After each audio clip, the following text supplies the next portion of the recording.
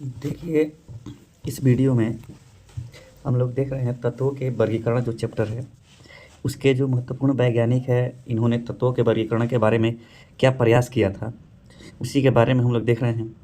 इसमें तत्वों के वर्गीकरण में जो सबसे पहला क्वेश्चन आपसे पूछता है कि तत्वों के वर्गीकरण क्यों आवश्यक था। तो तत्वों का वर्गीकरण आवश्यक क्यों था, इसको हम समझ लेते हैं कि प्रारंभ में जो तत्वों की संख्याएँ जो थी काफ़ी कम थी। प्रारंभ में तत्वों की संख्याएँ काफ़ी कम थी, जिसके गुणों को याद कर लेना क्या था, संभव था। जिसके गुणों को याद कर लेना संभव था। धीरे धीरे तत्वों का और आविष्कार होते गया, जिसके कारण उसके गुणों का अध्ययन करने में कठिनाइयाँ होने लगी। जब ज़्यादा तत्वों की संख्या होने लगे तो उनके गुणों को अध्ययन करने में कठिनाइयाँ होने लगी, और उसी कठिनाइयों को दूर करने के लिए तत्वों का वर्गीकरण करना क्या था, आवश्यक था। तो आपसे क्वेश्चन पूछ देता है कि तत्वों का वर्गीकरण क्यों आवश्यक था, तो यही आंसर आप दे सकते हैं उसमें। ठीक है, जो इसमें आपको लिखा गया है देख सकते हैं यहाँ पर।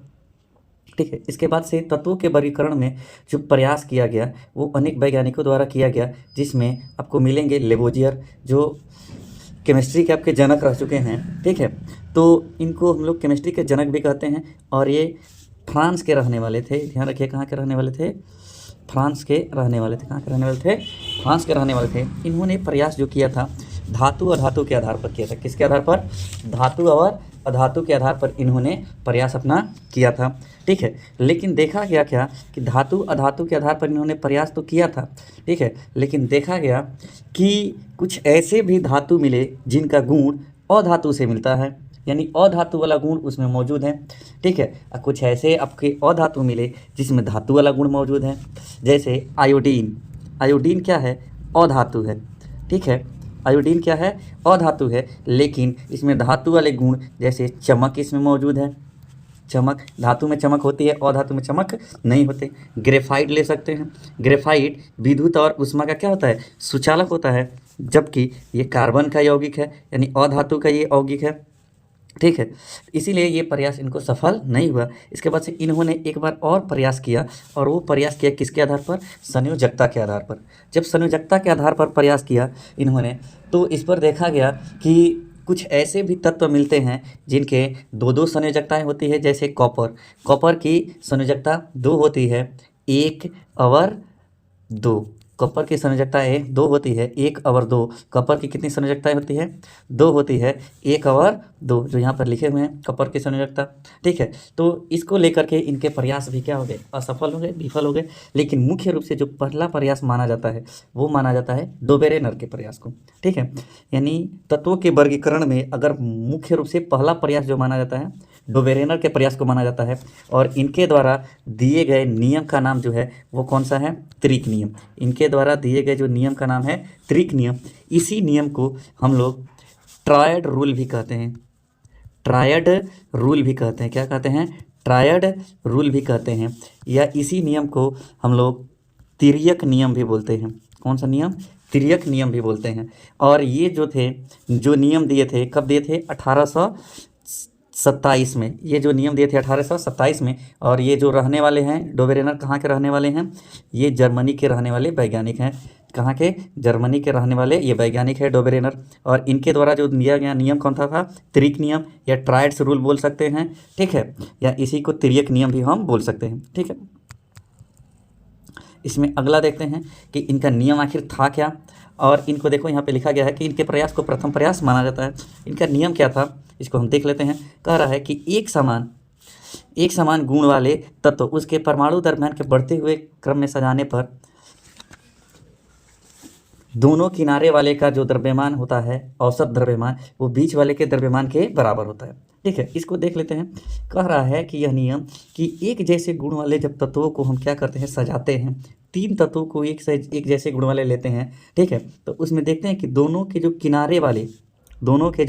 किनारे वाले तत्व के द्रव्यमान का जो औसत होता है वो बीच वाले तत्व के द्रव्यमान के बराबर होता है। जैसे लिथियम यहाँ पर लिया गया इस ग्रुप में, लिथियम, और लिथियम का परमाणु भार जो होता है 7 होता है, और पोटेशियम का परमाणु भार जो होता है 39 होता है। जब हम इसका औसत निकालते हैं तो कितना आता है, 23। और ये किसके बराबर होता है, तो सोडियम के परमाणु द्रव्यमान के बराबर होता है। यही इनका नियम था। नियम क्या था, एक समान गुण वाले 3 तत्वों को लेकर के इन्होंने ग्रुप बनाया और इसके परमाणु द्रव्यमान के बढ़ते हुए क्रम में सजाने पर दोनों किनारे वाले का द्रव्यमान का औसत बीच वाले के द्रव्यमान के बराबर होता है। इनका जो दूसरा ग्रुप बना वो बना कौन था? क्लोरीन, ब्रोमीन और आयोडीन का। पहला ग्रुप जो था लिथियम, सोडियम और पोटेशियम का, जबकि दूसरा ग्रुप था क्लोरीन, ब्रोमीन, आयोडीन का।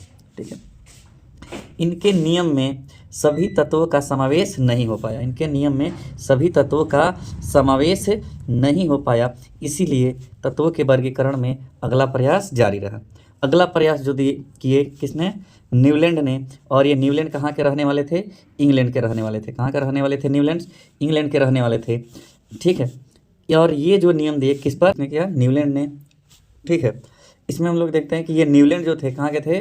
ब्रिटेन के, यानी इंग्लैंड के रहने वाले थे। और इनका जो नियम था किस पर आधारित था? संगीत पर आधारित नियम था। इनका किस पर नियम आधारित था? संगीत के स्वर पर आधारित नियम था। ठीक है, और आपसे ऑब्जेक्टिव में पूछ देगा संगीत के स्वर पर आधारित नियम किनका दिया गया था? तो न्यूलैंड का। न्यूलैंड के नियम को और किस नाम से जानते हैं? अष्टक नियम के नाम से जानते हैं। किस नियम के नाम से जानते हैं? अष्टक नियम के नाम से जानते हैं। और भी इनके एक नियम के नाम से जानते हैं। इनका जो इंग्लिश होता है ऑक्टेव रूल। किस रूल के नाम से जानते हैं? ऑक्टेव रूल के नाम से भी जानते हैं न्यूलैंड के नियम को। इनका नियम क्या था देख लेते हैं कि सबसे पहले परमाणु द्रव्यमान के आवर्ती होने के बाद इन्हीं ने ही कहा था, न्यूलैंड ने सबसे पहले बताया कि परमाणु द्रव्यमान क्या होते हैं? तत्वों का जो गुण होता है परमाणु द्रव्यमान का आवर्ती होता है, मतलब परमाणु द्रव्यमान पर निर्भर करता है। इसके बाद से इनका नियम यहाँ पे लिखा गया है, पढ़ लेते हैं कि परमाणु द्रव्यमान को बढ़ते हुए क्रम में सजाने पर पहला तत्व का गुण अपने 8वें तत्व के गुण के समान होता है। इनका नियम का था कि अगर परमाणु द्रव्यमान के बढ़ते हुए क्रम को हम यहाँ पर सजा रहे हैं तत्व, जैसे हम यहाँ पर मान लीजिए एक तत्व लिखे गए हैं, यहाँ पर लिखते जा रहे हैं। ठीक है, तो ये परमाणु द्रव्यमान के बढ़ते हुए क्रम में सजाए गए हैं, तो इनके पहले तत्व का गुण जो है यहाँ से गिनेंगे तो 8वें तत्व के गुण के समान मिलेगा। जैसे हम यहाँ पर देख सकते हैं कि मान लीजिए हम 1 2 3 4 5 6 7 8, तो इनका कहना क्या था कि जो ये पहला तत्व का गुण है, ठीक है, जो पहला तत्व का ये गुण है, ये पहले तत्व का गुण यहाँ से गिनना शुरू करेंगे तो 1 2 3 4 5 6 7 8, मतलब 8वां तत्व जो मिलेगा वो इस पहले तत्व के गुण वाले तत्व के समान ही मिलेगा। जैसे यहाँ पर हम कोई बी तत्व लिख दिए तो ये किसके अनुसार यहाँ से गिनती शुरू करेंगे 1 2 3 4 5 6 7 8, मतलब ये 8वें तत्व के गुण के समान मिलेगा। इनका नियम था जिस प्रकार से संगीत का पहला स्वर 8वें स्वर के समान होता है, उसी प्रकार से इनका ये नियम था। इनके दोष क्या थे देख लेते हैं। इनके दोष में कह रहा है कि इनके दोष क्या थे कि ये जो नियम लागू हुआ हल्के तत्व तक ही लागू थे। कहाँ तक ये लागू थे? हल्के तत्व तक। हल्के तत्व में कहाँ तक ये? तो कैल्शियम तक ही ये लागू हुए। इनके जो नियम लागू हुआ न्यूलैंड्स का वो कैल्शियम तक ही लागू हुआ। और इनका कहना था कि पूरे दुनिया में 56 ही तत्व हैं, इससे ज़्यादा तत्वों की संख्याएँ नहीं है, लेकिन वर्तमान में अभी लगभग 118 तत्वों के आसपास हम लोग पढ़ते हैं। ठीक है, लेकिन इन्होंने उस समय भविष्यवाणी किया था कि पूरे दुनिया में जो तत्वों की संख्या है वो कितनी है? 56 ही है। ठीक है, और ये जो नियम दिए थे 1865-66 में। कब नियम दिए थे? 1865-66 में। और जब अक्रिय गैसों के खोज हुआ तो इनके जो 8वें तत्व से गुण मिलते थे वो 9वें तत्व के समान गुण मिलने लगे। किस तत्व के समान? 9वें तत्व के समान ये गुण मिलने लगे। किसके? तो 9वें तत्व के। अगला देखते हैं इसमें। इनमें एक और दोष था, वो याद रखिएगा कि एक जैसे गुण वाले को अलग अलग तथा अलग अलग गुण वाले तत्व को एक जैसे एक स्थान पर रखा गया है, तो इनका वो भी एक दोष था, याद रखिएगा इस बात को। अगला है मेंडलीफ के आवर्त नियम। मेंडलीफ का आवर्त नियम जो दिया गया, ये प्रयास किए थे 1869 में, लेकिन जो आवर्त सारणी बन के तैयार हुआ वो कब तैयार हुआ? 1871 में। ये जो रहने वाले थे मेंडलीफ, ये कहाँ के रहने वाले थे? रूस के रहने वाले थे। और इनके दिए गए नियम को क्या कहते हैं? आवर्त नियम। मेंडलीफ के द्वारा दिए गए नियम को क्या कहते हैं? आवर्त नियम। और ये कहाँ के रहने वाले थे? रूस के। इनका जो नियम था वो है तत्वों का भौतिक और रासायनिक गुण परमाणु द्रव्यमान के आवर्त फलन होते हैं। परमाणु द्रव्यमान के क्या होते हैं? आवर्त फलन होते हैं। ठीक है, परमाणु द्रव्यमान के क्या होते हैं? ये आवर्त फलन होते हैं। अब आवर्त फलन का मतलब क्या होता है कि जब तत्वों के आवर्त फलन का मतलब क्या होता है कि जब तत्वों को परमाणु भार के अनुसार बढ़ते हुए क्रम में सजाते हैं, तत्वों को परमाणु भार के अनुसार उसके बढ़ते हुए क्रम में सजाते हैं, तो एक निश्चित संख्या के बाद एक जैसे गुण वाले तत्व मिलेंगे। ये मेंडलीव का नियम का कहना था कि जब तत्वों को क्या करते हैं कि बढ़ते हुए परमाणु भार के अनुसार सजाते हैं तो एक निश्चित संख्या के बाद एक समान गुण वाले तत्व मिलेंगे। ये मेंडलीव का आवर्त नियम था। इनकी विशेषताएं क्या थी, तो मेंडलीव ने जो आवर्त सारणी का निर्माण किया था, ठीक है, मेंडलीव ने जो आवर्त सारणी का निर्माण किया था उसमें इन्होंने जो अपने बनाए थे ये आवर्त, तो इनके आवर्त सारणी में ये क्षैतिज कतार और उदग्र कतार जो बनाए थे ये, ठीक है, इनकी जो संख्या थी इसको हम थोड़ा सा बना देते हैं, देख लेते हैं यहाँ पर, ठीक है। इसमें आवर्त सारणी में, ठीक है, इसमें हम देख लेते हैं कि इनके द्वारा जो बताया गया इनके आवर्त सारणी में कि आवर्त सारणी के उदग्र स्थान, जो ये उदग्र स्थान आपको दिख रहे हैं उदग्र, इसको इन्होंने क्या नाम दिया, वर्ग, और इसको इन्होंने क्या कहा, ग्रुप, ठीक है। नहीं, आवर्त सारणी के उदग्र स्तंभ को इन्होंने क्या कहा, वर्ग, क्या कहा, वर्ग, और जिसकी संख्याएं कितनी थी, 9। यानी मेंडलीव की आवर्त सारणी में वर्गों की संख्या कितनी थी, 9, और ये उदग्र जो आपको स्तंभ दिख रहा है इसी को उन्होंने क्या कहा, वर्ग, ठीक है। लेकिन ये जो क्षैतिज दिख रहा है, ये क्षैतिज दिख रहा है, ठीक है, इस क्षैतिज कतार को उन्होंने नाम रखा क्या, आवर्त। क्या नाम रखा था, आवर्त। क्षैतिज कतार को, मेंडलीव की आवर्त सारणी में जो क्षैतिज कतार है उसको क्या कहते हैं, आवर्त, और आवर्तों की संख्या कितनी थी, 7। तो ध्यान रखेंगे, ऑब्जेक्टिव में कई बार पूछता है कि आवर्त सारणी में, मेंडलीव की आवर्त सारणी में वर्गों की संख्या कितनी है, 9, और आवर्तों की संख्या कितनी है, 7, ठीक है। अगला पॉइंट इसमें देखते हैं इनकी विशेषताएं में। इन्होंने नए तत्वों का क्या लगाया, पूर्वानुमान लगाया। मतलब इन्हें के आवर्त सारणी में इन्होंने क्या किए थे कि ये कुछ खाली स्थान इसमें छोड़े हुए थे, ठीक है। इसमें इन्होंने बताए थे कि भविष्य में यहाँ पर कोई ना कोई तत्वों का खोज होगा जिसमें एका बोरॉन, एका सिलिकॉन, एका एल्युमिनियम, ये 3 स्थान इन्होंने क्या किए थे, खाली छोड़े थे। ये 3 स्थान जिसमें एका बोरॉन के जगह पर एस्केंडियम आया एका बोरॉन के जगह पर, ठीक है, और एका सिलिकॉन के जगह पर जर्मेनियम आया। क्या आया, जर्मेनियम आया, ठीक है।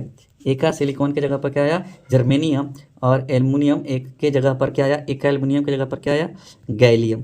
क्या आया, गैलियम आया था, ठीक है। इसके बाद कह रहे हैं कि इन्होंने क्या किया, परमाणु द्रव्यमान में सुधार। इन्होंने क्या किया था, परमाणु द्रव्यमान में सुधार किया था। इन्होंने क्या किया, जो गलत पहले से परमाणु द्रव्यमान निकाल दिए गए थे उसको क्या किया, सुधार किया। और ये जो थे हाइड्रोजन और ऑक्सीजन के सापेक्ष संयोजकता भी ज्ञात किए थे। हाइड्रोजन और ऑक्सीजन के सापेक्ष संयोजकता ये ज्ञात किए थे, ठीक है। अगला कह रहा है कि इनका दोष क्या था आखिर आवर्त सारणी में, तो इनके आवर्त सारणी में हाइड्रोजन का स्थान निश्चित नहीं था। मेंडलीव की आवर्त सारणी में हाइड्रोजन का स्थान निश्चित नहीं था, ठीक है। और तत्वों के असंगत युग्म, यानी जो बढ़ते हुए लगातार परमाणु द्रव्यमान के अनुसार होने चाहिए, तो बीच में जैसे आर्गन और पोटेशियम का परमाणु भार 39 और आर्गन का 40, और यहाँ पर इन्होंने क्या हो गया, चेंज हो गया। जो बढ़ते हुए भार में रहना चाहिए तो पहले 40 आ गया, उसके बाद से पोटेशियम को रखा गया है, यानी 40 के बाद से क्या रखा गया है, 39। तो ये इनके असंगत युग्म है, ठीक है, जो इनके दोष बन गए। समान तत्वों को अलग अलग तथा अलग अलग तत्वों को एक साथ रखा। इन्होंने एक जैसे गुण वाले को क्या कर दिया, अलग अलग रख दिया है, और अलग अलग गुण वाले को एक जगह पर रख दिया है। ये भी इनके क्या थे, दोष थे। अगला क्या था, समस्थानिकों का कोई स्थान नहीं था। इनके पीरियोडिक टेबल में समस्थानिकों का कोई स्थान नहीं था। जब 8वें वर्ग में इन्होंने क्या किया था, 3-3 तत्वों को रख दिया। बाकी सब वर्ग में एक एक तत्व थे, लेकिन ये 8वें वर्ग में 3-3 तत्वों को रख दिए थे, ठीक है। ये था आपको आवर्त सारणी के 3 वैज्ञानिकों, मुख्य रूप से 3 वैज्ञानिकों के द्वारा तत्वों के वर्गीकरण का प्रयास, ठीक है। तो इसमें अगला प्रयास जो है मेंडलीव के बाद मोसले का किया गया प्रयास है, ठीक है। इसको हम लोग देखते हैं अगले पार्ट में, इसके अगले वीडियो में, ठीक है। अगर आप इस चैनल को सब्सक्राइब नहीं किए हैं तो इस चैनल को सब्सक्राइब कर लीजिए, ताकि आने वाले जो वीडियो हैं आपके पास आसानी से उपलब्ध हो सके, इसका दूसरा पार्ट भी आपके पास आसानी से मिल सके, ठीक है।